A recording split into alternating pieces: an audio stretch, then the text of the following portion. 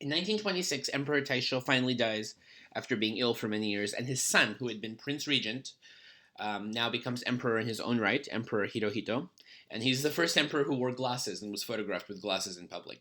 So this begins the long Showa period, named after Emperor Hirohito, from 1926 to 1989.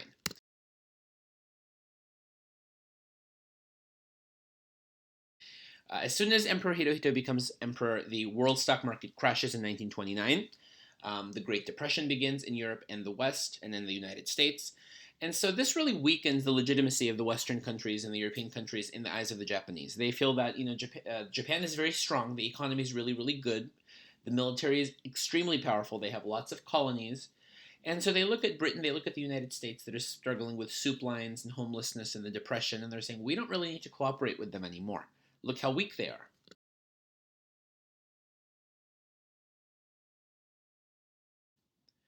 And this happens at the same time that the Taisho democracy, we saw this increased liberalization of the 1920s, starts to decline because by the early 1930s, the power of the military, the army in Japan increases. Okay, the army is just getting very powerful, and they feel that they can influence political life.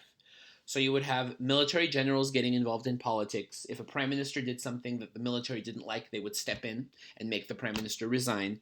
And the reason for this is the military wanted to create a fascist government. They felt that a lot of the civilian politicians in Japan were too lax, they were too liberal, and they weren't proud enough and nationalistic enough or militaristic enough. So if you were a politician and you were not doing something the military wanted you to do, you would find yourself attacked or even assassinated. They were very, very vocal in making sure that what they wanted got done.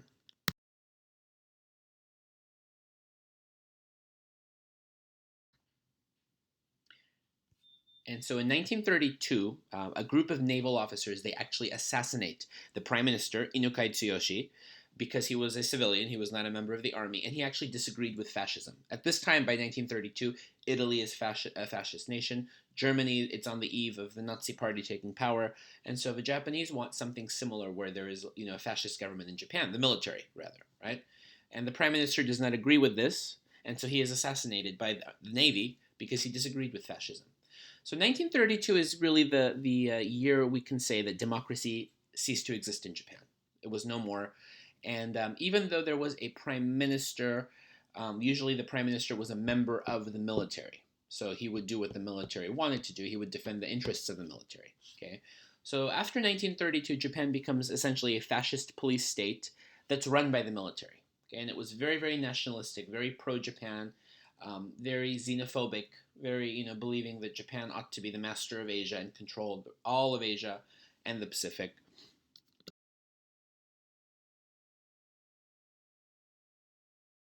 But unlike Germany and Italy, there is no Hitler or Mussolini that you can say, okay, this was the Hitler or Mussolini of Japan. One person who was a dictator who ran the government. There was really no dictator in Japan, which is why many students of Japanese history become a little confused because there's no one they can really blame for that. Because Japan, there's still a diet. Okay, they have no power, but there is a diet. There's still a prime minister, but the problem is that after 1932, most of Japan's prime ministers were from the army, okay, and they were selected by the army. They were selected by the military. So because they were from the army, they would represent the interests of the military. Just like Prime Minister Tojo is one of those prime ministers who was from the army, and he was prime minister during World War II. He was not, a dictator, right? There's still an emperor of Japan, but there is no one person that led the state like Hitler did in Germany. It was not this, model of fascism where there is one dictator who is the lord of the state. It's really just the military class, the army, who is running the show.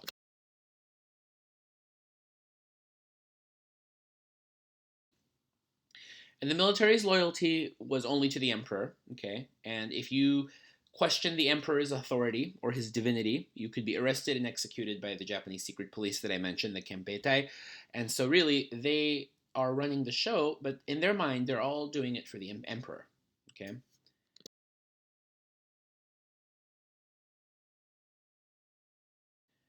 And in 1935, one example of this is there was a professor at Tokyo Imperial University, Minobe Tatsukichi. He wrote a paper, and it was an academic paper. It's not like a book or anything. It basically analyzed the emperor's role in the Meiji Constitution, stating that the emperor has too big of a role according to the constitution, and it's not really a constitutional monarchy. This is a very innocent, he wasn't trying to stir up any trouble, but because he was analyzing the position of the emperor, who is a divine god, he was actually fired from his position, and his books were burned on the streets, on the campus.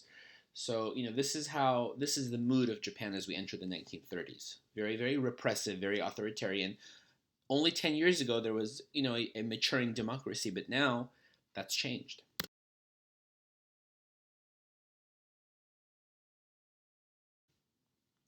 In 1940, Prime Minister Konoe Fumimaro is the prime minister. He's not from the army, but yeah, he really, really defended the interests of the military class. And actually, he's a descendant of the Fujiwara clan, which is very ironic that he's now the prime minister. He bans all political parties because he felt that this was too democratic. And so 1940 officially ends democratic government in Japan because political parties are disbanded, and the Diet, the parliament, is disbanded as well. There are no more political parties. So Japan officially becomes a fascist state in the hands of the Japanese military. They're the ones running the show, the military class, and they're all doing it for the emperor.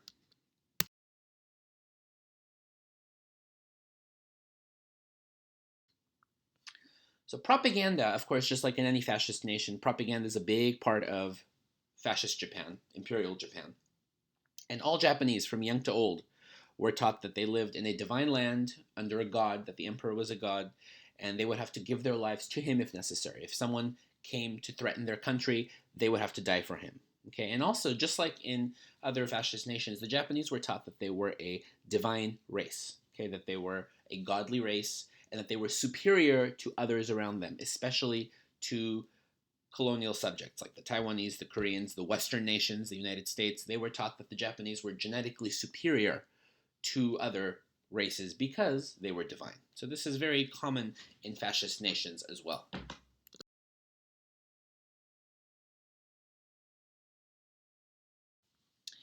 In the year 1931, Japan, who is now controlled by the military, attacks the Chinese army again. Okay, so remember we had the first Sino-Japanese War, and then we had a little break. Now the Japanese are still interested in taking over more territory in China, especially in that northeastern part of China that I talked about.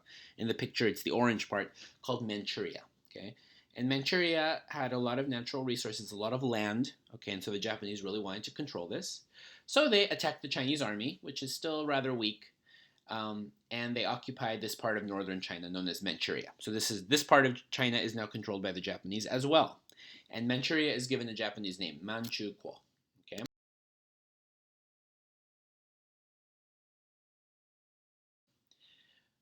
Unlike Taiwan and Korea, where these territories were added to Japan and became part of Japan, um, the Japanese didn't have an interest in making Manchuria a direct part of the Empire of Japan.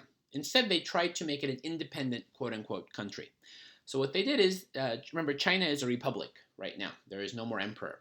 So what they did is, the Japanese take Emperor Puyi, who was the last emperor of the Qing dynasty. He had been overthrown in 1911 by the Chinese nationalists.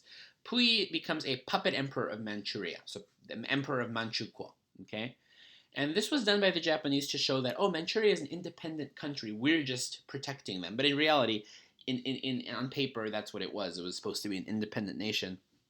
But in reality, it was just another Japanese colony. Okay, so Puyi has to have Japanese advisors, and the Japanese army is actually stationed in Manchuria.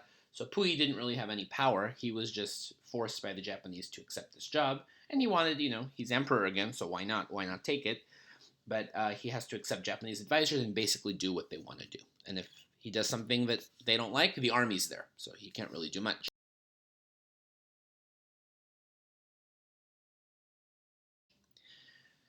Many Japanese moved to Manchukuo because lots of natural resources, lots of land. Okay, it was like the West in the American West. There's ample opportunities if you just move out west. That was the motto in the 1930s in Japan. If you move to Manchuria, great business interests, lots of land you can settle. You can have your own land, very cheap to live there.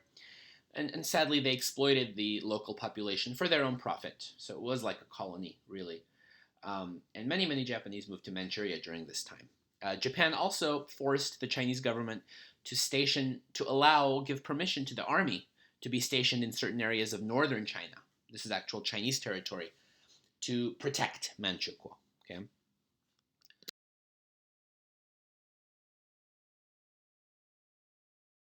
So, the Japanese propaganda makes it seem like, the people of China, Japan, and Manchuria are, friends and they're all cooperating with each other. But in reality, there's a lot of tension between Japan and China at this time.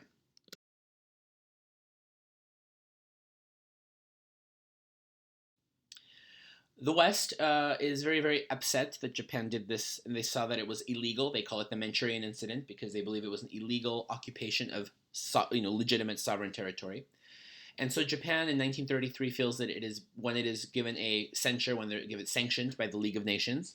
In protest, they walk out. The Japanese delegation leaves the League of Nations in 1933 because they feel that they are being unfairly targeted by the Western countries for taking over Manchuria. So Japan is no longer part of the League of Nations. Their friendship is over.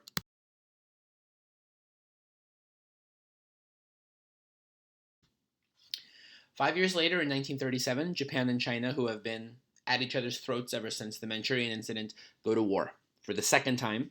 This is called the Second Sino-Japanese War and was much, much more destructive than the first. On July 8, 1937, the Japanese army, which had been stationed, remember, in China, in northern China, they claimed that Chinese troops fired at them. Okay, they felt that they claimed that they were attacked by Chinese gunfire. And then the Chinese say no, the Japanese attacked us first. They shot at us first. We shot back. This is called the Marco Polo Bridge Incident of 1937, which started off the Second Sino-Japanese War. We don't know who fired the first shots. We will never know. The Chinese claimed it was the Japanese. The Japanese claimed it was the Chinese, but the war began.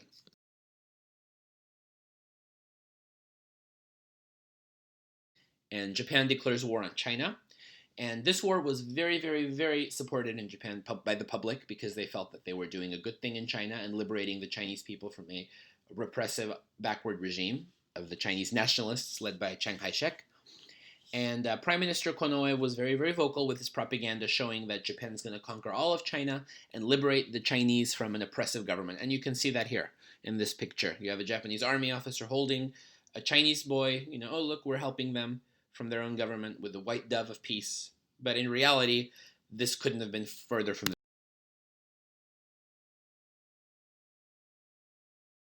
truth. Japan was extremely brutal in China. Air raids were performed, aerial bombing of major cities. Beijing, Shanghai were brutally bombed by the Japanese Air Force, killing many, many civilians. When cities would fall to the Japanese army, civilians were brutally massacred. And I'm sure you've heard of the rape of Nanking, which took place from 1937 to 1938, after the Chinese capital city of Nanking fell to the Japanese. Many, many Chinese, especially including women and children and the elderly, were brutally massacred by the Japanese army who occupied Nanking at the time. And this is still disputed by the Japanese government, who claims that it didn't happen, or at least it was not as many people died as the Chinese claim. But we have documentation and also a Western eyewitness, Americans and Europeans who were in Nanking who spoke that these events did take place. So it's called the Rape of Nanking. There's many books written about it. A very, very dark time for the Japanese and what they for what they did to the Chinese.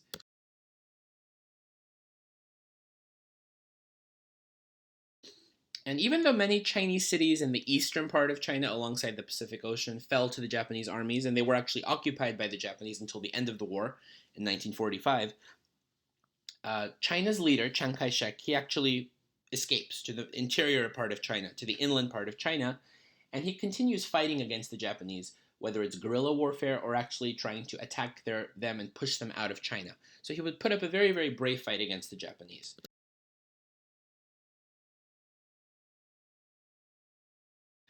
And so throughout the rest of the war, China never gave up against the Japanese. In fact, the Japanese really didn't conquer a lot of territory. If you look at the map, the only territory that was controlled by the Japanese are the red parts alongside the ocean. So it's basically the major cities. Those are the only cities that are conquered by the Japanese. The white part, the inland part of China, was never conquered. Okay, so it's a misconception that China was occupied by Japan during World War II. The major cities were Shanghai, Beijing, Nanking, Guangzhou, but never the interior parts of the country. That's where the resistance operated, and we're trying to fight back against the Japanese.